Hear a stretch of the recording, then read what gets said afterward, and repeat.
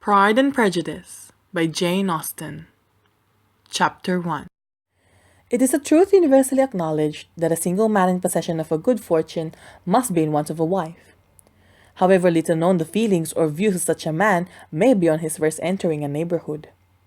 This truth is so well fixed in the minds of the surrounding families that he is considered as the rightful property of someone or other of their daughters. "My dear Mr. Bennet," said his lady to him one day, "have you heard that Netherfield Park is let at last?" Mr. Bennet replied that he had not. "But it is," returned she, "for Mrs. Long has just been here, and she told me all about it." Mr. Bennet made no answer. "Do not want you to know who has taken it?" cried his wife impatiently. "You want to tell me, and I have no objection to hearing it." This was invitation enough. "Why, my dear, you must know. Mrs. Long says that Netherfield is taken by a young man of large fortune from the north of England, that he came down on Monday in a chaise and four to see the place, and was so much delighted with it that he agreed with Mr. Morris immediately, that he is to take possession before Michaelmas, and some of his servants are to be in the house by the end of next week." "What is his name?" "Bingley." "Is he married or single?" "Oh, single, my dear, to be sure. A single man of large fortune, 4 or 5 thousand a year. What a fine thing for our girls!" "How so? How can it affect them?" "My dear Mr. Bennet," replied his wife, "how can you be so tiresome? You must know that I am thinking of his marrying one of them." "Is that his design in settling here?" "Design? Nonsense! How can you talk so? But it's very likely that he may fall in love with one of them, and therefore you must visit him as soon as he comes." "I see no occasion for that. You and the girls may go, or you may send them by themselves, which perhaps will still be better, for as you are as handsome as any of them, Mr. Bingley might like you the best of the party." "My dear, you flatter me. I certainly have had my share of beauty, but I do not pretend to be anything extraordinary now. When a woman has 5 grown-up daughters, she ought to give over thinking of her own beauty."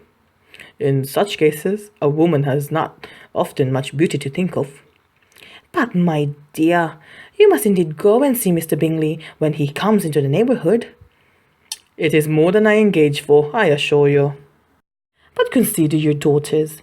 Only think what an establishment it will be for one of them.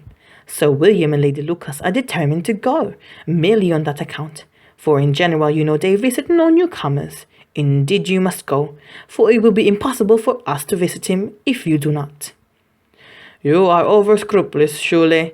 I dare say Mr. Bingley will be very glad to see you, and I will send a few lines by you to assure him of my hearty consent to his marrying whichever he chooses of the girls, though I must throw in a good word for my little Lizzie."